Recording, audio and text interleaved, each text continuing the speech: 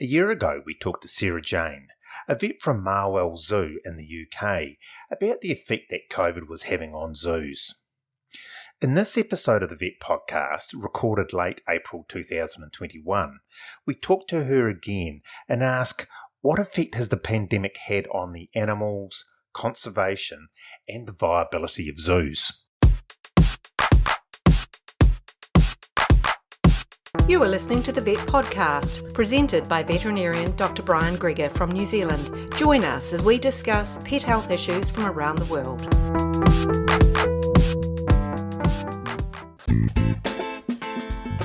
Are you a veterinarian dreaming about working down under in New Zealand? If so, I'd love to help you make that dream come true. Hi, I'm Julie South of VetStaff. VetStaff is New Zealand's only recruitment agency specialising in the Kiwi veterinary sector. We can help you find your dream job down under, from short-term locum assignments through to permanent employment and residency. Because we know God's own Aotearoa New Zealand like the back of our hands, we can match your career aspirations with a clinic that'll suit you best, whether you're planning to work here for a few months or forever. If it's got anything to do with working in a vet clinic in New Zealand, we can help. vetstaff.co.nz.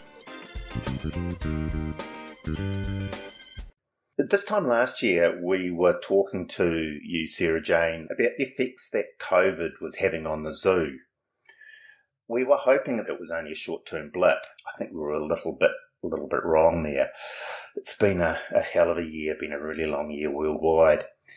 Sarah-Jayne, just remind us where you were at this time last year and what's happened in the year since. Yeah, you're right. It has been quite a year.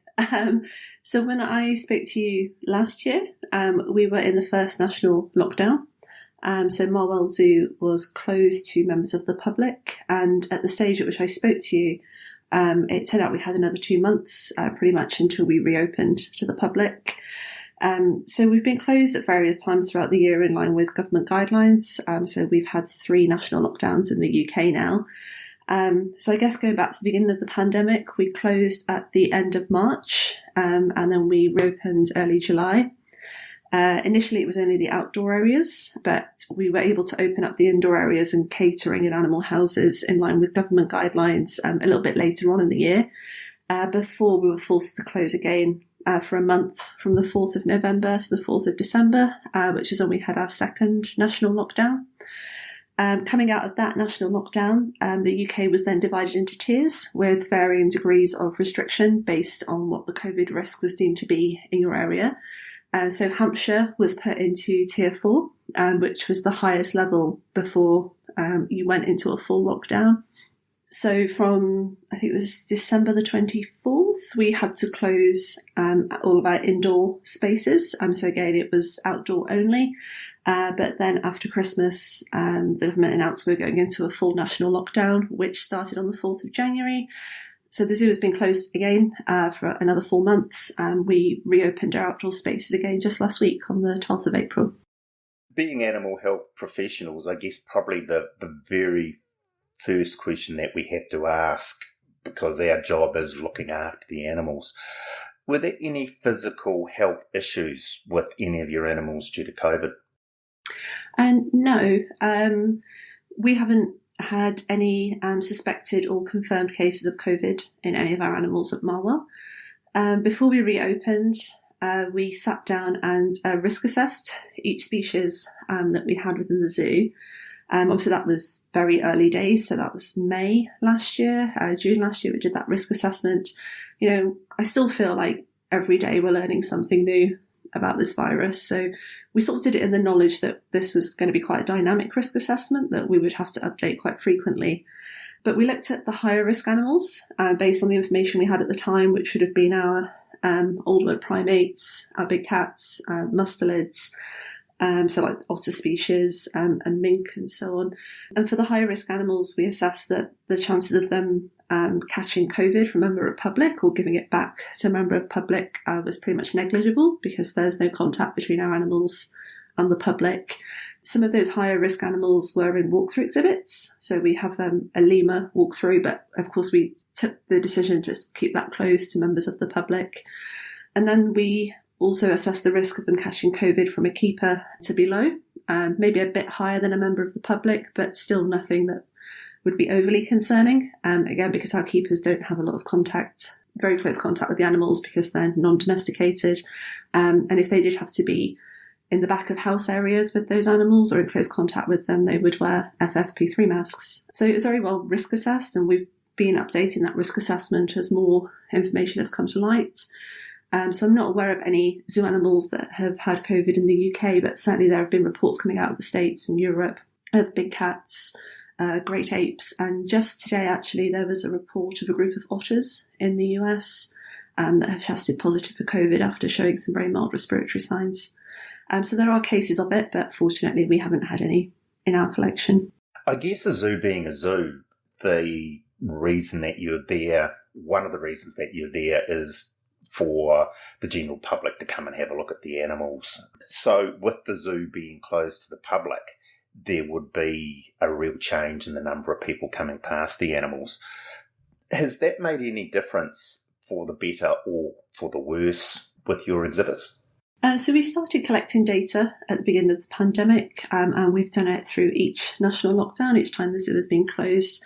We're still in the process of analysing that data, but anecdotally we have seen some changes. None of them have been overly concerning, but we have noticed them. So species that are a bit flighty, such as some of our hoofstock species, and they do seem to be a bit calmer when we don't have visitors in the park. Whereas we've noticed, certainly in the last week, our primates, such as our gibbons, they're suddenly a lot more interested in what's going on around them now that people are back in the park, which I think would suggest that they sort of enjoy people watching and do get some enrichment from seeing people come through. And then we've got species like birds and reptiles, my favourite species, but no, we've not seen any sort of change in their behaviour based on people coming through. But as I said, we haven't seen any significant issues, and hopefully we won't have any more national lockdowns, and we'll be able to analyse all that data and see what's going on. You say that you've seen a few minor differences. Species related, or is it an individual animal or an individual animal effect? I guess the most noticeable is species related, but I would suspect within those species you'll also have individual differences. So again, with our hoofstock, we tend to find that when things are a little bit quieter, maybe they're a little bit calmer, whereas they become a bit more, they sort of go towards the back of the exhibit when there are more people in. But I think just because of the way herds work, you'll always get a few more confident individuals, and maybe they'll be the ones that are a little bit further at the front. Actually, I might be showing my ignorance here a little bit. Do animals show normal behaviour anyway in a zoo because they're born in captivity? I think there is a degree of, habituation with wild animals in captivity, but zoo animals, they're very different to domestic animals. Just because they're in captivity doesn't mean they're domesticated, so they still retain a lot of their wild behaviour. So, for example, if our big cats have the opportunity, like if a wild bird flies into the exhibit, they will hunt it and they will eat it. So that's still sort of a wild instinct that they have. So I think we could assume to varying degrees that species will maintain those types of wild behaviours when it comes to interactions with people as well. With the knowledge that the gates were going to be open to the public, did you have to retrain the animals, or did you have to do anything to get them used to visitors coming through again?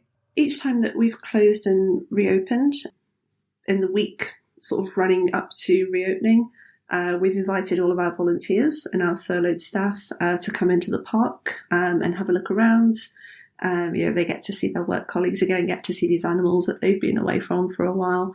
And I guess they look different to the people that are still working throughout lockdown because they'll come in not in their uniform. They'll maybe move in a different way to the keepers. So they'll be in places that you wouldn't always see the keepers, and they'll stop and stare a lot more often than the keepers would. So I think that in itself helps. when we reopen, we're only allowed to have a reduced number of visitors come through the gate to comply with social distancing measures. So one of the decisions that our zoo has taken is when we reopen, we don't open straight at that number. We start a little bit more reduced from that, and then we gradually build it up over a few weeks. So even though there are more people around, it's something we're doing to try and get them a little bit more habituated and a bit used to having a huge number around, just building it up gradually. Let's have a quick look at the work that you actually do, Sarah-Jayne.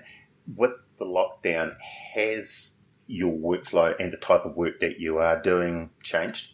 It did in the beginning, and I think that was because we didn't really know how long this was going to be going on for.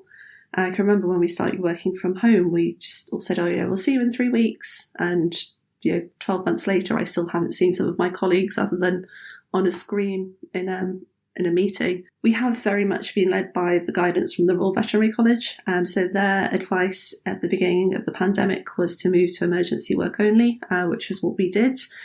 So we work from home, so we were not on site, and then we were using technology in order to sort of triage things sort of over video calls, and we get sent photos and emails from the keepers, and we'd sort of triage them remotely. If we could make a diagnosis based on what we were seeing, we would then put a prescription up, or would then arrange for a time to go in and meet the keeper.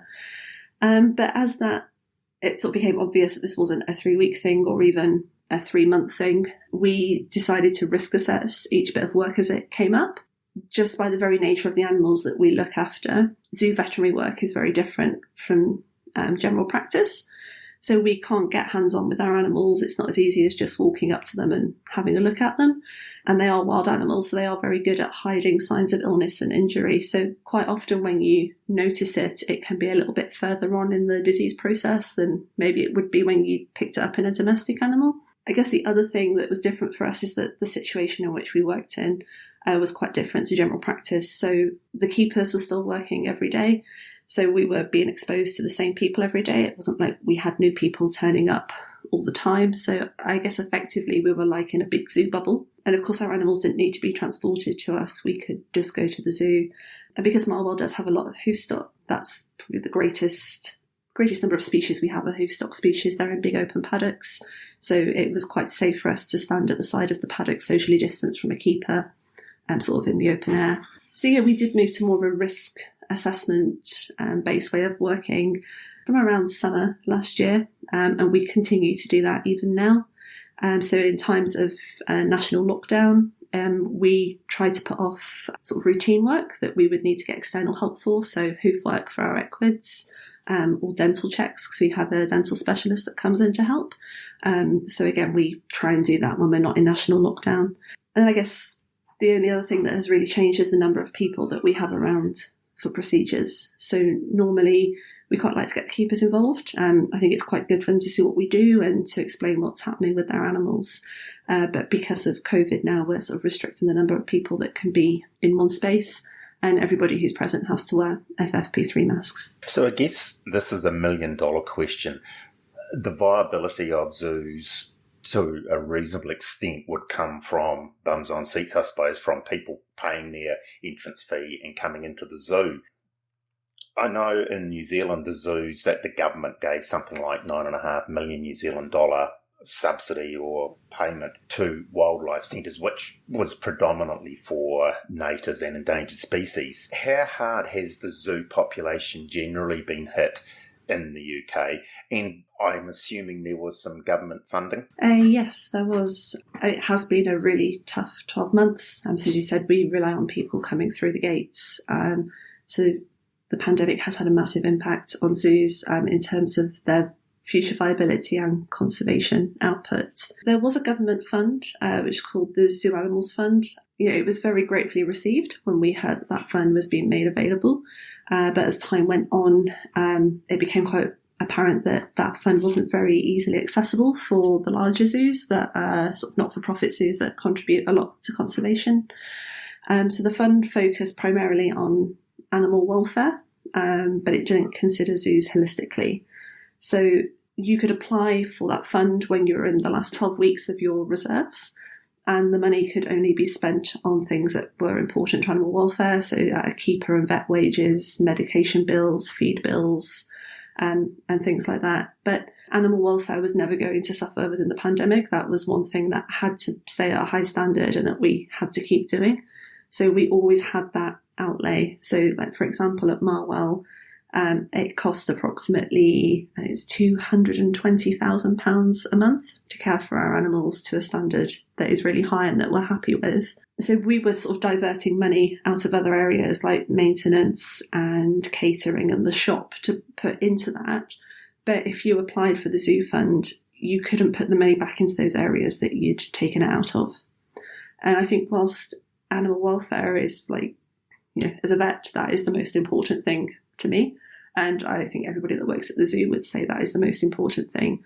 But it's not the only thing that brings people into zoos. Like, people will come to your zoo if your animals look healthy and happy and have good welfare. But for a zoo to fulfill its purpose of education and conservation and research, you need your education department, you need your ground staff to make your zoo look attractive, you need your maintenance team to make everything look safe, you need your catering staff. But there was no funding to put into those areas, and I think that was sort of where that fund fell quite short.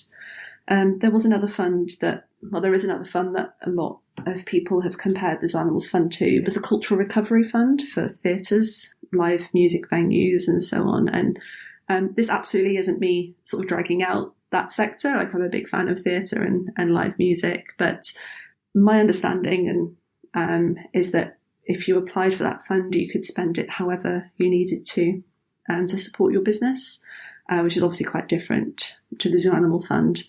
And as of March this year, 90% of the Zoo Animals Fund remains unspent, whereas 4,000 cultural venues have been helped with the Cultural Recovery Fund, which is great. I just wish there'd been a bit more help for zoos. So how have you got on at Marwell? So for Marwell specifically, as I said, this last 12 months have been really tough. We consider it to be the toughest year in our 50-year history. We've not faced anything like this previously. And we've lost about £6.8 million, which I think is over 13 million New Zealand dollars in income over the last 12 months, which has a massive impact potentially on our conservation output. When we last spoke, I remember feeling quite sort of optimistic and quite excited about opening.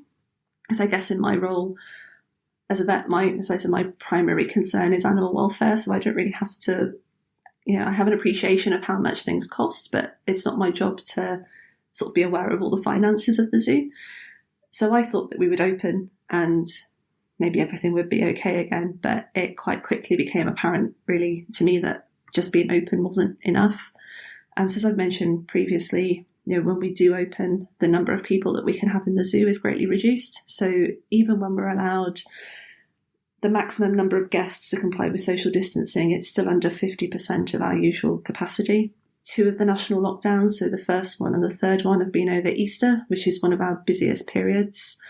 The restaurant moved to takeaway service only, and then when people could come inside, there was a reduced number of tables, which potentially puts people off buying food, and a reduced number of people allowed sort of into the gift shop as well. So that also had a big impact on our income. We do have an amazing executive committee at Marwell, and it's very much their job to be aware of the financial happenings at the zoo. And they've made some really tough decisions, but they have really steered us through this crisis. A lot of the staff at the zoo, I think pretty much all of us, have worked on temporarily reduced wages for a while. Processes have been streamlined, so unfortunately we have lost some of our non-animal staff to redundancies, which is really difficult. Marwell has a real family feel about it as a company, so it's really difficult sort of knowing that you're not going to see those colleagues again. So I think, whilst we are struggling, we're maybe in a slightly better position than they had anticipated, but it is still really difficult. But I think the whole team at Marwell has been great, sort of in playing their part in keeping the zoo going, and hopefully securing our future as things start to return more to normal. We accepted the temporary pay reductions, and we've even been helping with tasks outside of our job descriptions. So a couple of mornings last year, I went down to the giraffe house and I was sort of manning the doors and making sure we didn't have too many people in and we were compliant to social distancing measures. So we've all chipped in where we've needed to. And of course, our wonderful Just Giving page that I mentioned when we last spoke, that's still going. And our total's now reached £150,000, which I think is like 290,000 New Zealand dollars, if my conversion is right. So again, just lots of wonderful support from our local community, and it's really nice to know that Marwell means so much to them. People could donate to the Just Giving page, but they could also set up their own fundraisers that link back to ours. And there was one little boy, I think he was about 7, he was taking commissions. So if you paid him, he would draw you a zoo animal. And I think he managed to raise a couple of £100, which I think is wonderful. There was a lady that unfortunately sadly passed away last year, and her family asked for donations towards Marwell in her memory because she was very fond of the giraffe. And again, that raised over £2,500 for us. So yeah, lots of support, which I think has been really special for us to see that. So there's the wee challenge for you guys, particularly if you are in the area of the zoo. Track down the Just Giving page for Marwell Zoo. And likewise, zoos around the world, I'm sure, are going through the same thing. I know that Arana Park and Wellington and Auckland Zoo here in New Zealand are struggling a bit. Track down the Just Giving type pages to your local zoo and give them a hand. Have the closures had any effect on the conservation projects that zoos are performing?